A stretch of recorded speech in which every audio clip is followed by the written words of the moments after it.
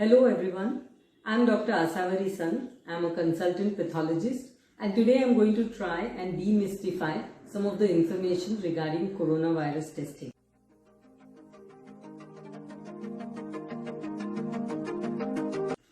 You all know or you have heard and read about what are the signs and symptoms of a coronavirus infection. And any patient who's having those symptoms of a dry cough, fever, breathlessness, body ache, or maybe loss of the taste and smell, or even in some patients just a diarrhea. So if these symptoms have persisted for 5 to 7 days, you might want to go and get a coronavirus test done.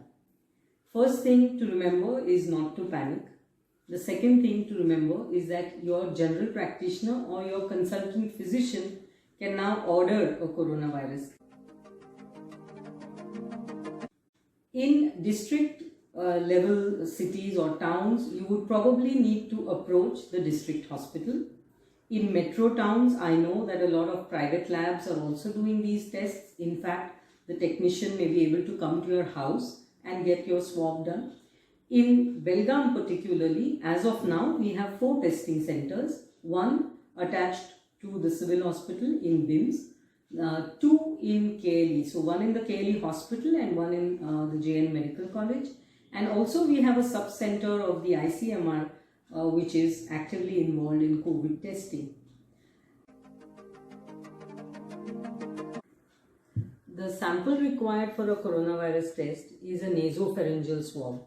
So this is a sort of a stick-like device to which some soft material like a spongy material or a cotton material is attached, and that swab is then pushed in through your nose to collect the secretions from the back of your nose, the area which we call as the nasopharynx.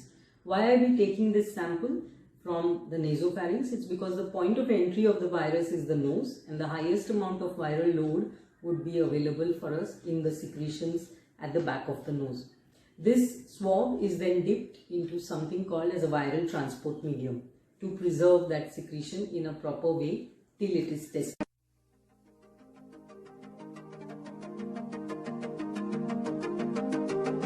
There are 3 options we have for the diagnostic tests for coronavirus. One is called as a rapid antigen test or a point of care test, which is the cheapest test, maybe around 450-500 rupees, can be done even by an untrained or semi-trained technician because it's a visual test. You just have to add a few drops and it gives you a visual indicator like a line. So if the line is present on that card, it means that the test is positive. If the line is absent, it means that the test is negative. This is available within half an hour to 1 hour, and the meaning of the word point of care is that the test goes to the patient. So it can be done in containment zones, it can be done in hotspots, and the testing facility will come to your bedside literally.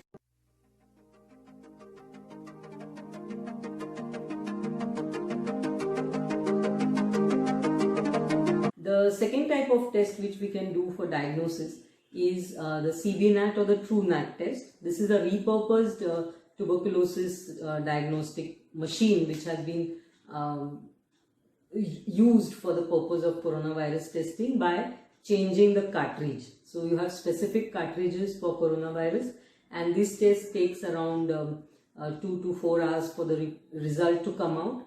The cost of this test will be somewhere comparable to an RT-PCR test, or little higher or lower depending on the equipment and the cartridge which is being used. It is a sensitive test, but you can get false negatives for both the point of care testing, in which case you will have to go in for a confirmatory RT-PCR test.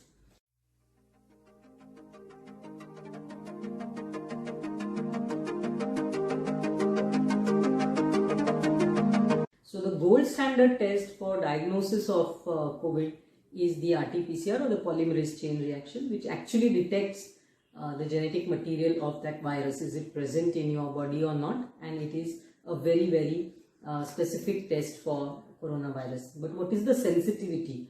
There is a study, or the studies which have shown that 65% of the cases who have coronavirus would test positive, but still almost 35% the test can come negative even though you have the infection.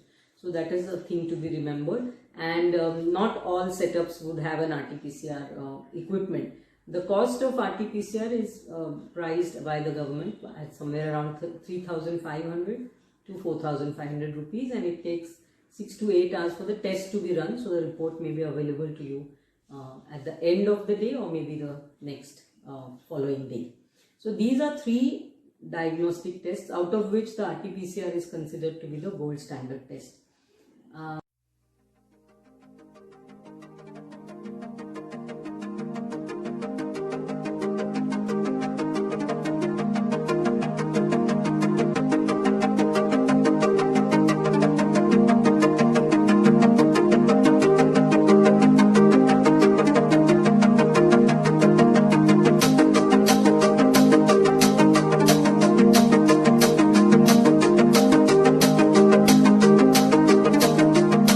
Another type of test which can be done, which is called as the antibody test, which is only done to find out what is the status of the immune response of the general population, and a variety of private labs have been given this charge. So they may come to your company and ask you to give a sample of blood just to check whether you had an asymptomatic infection and now you have some immune response against the virus.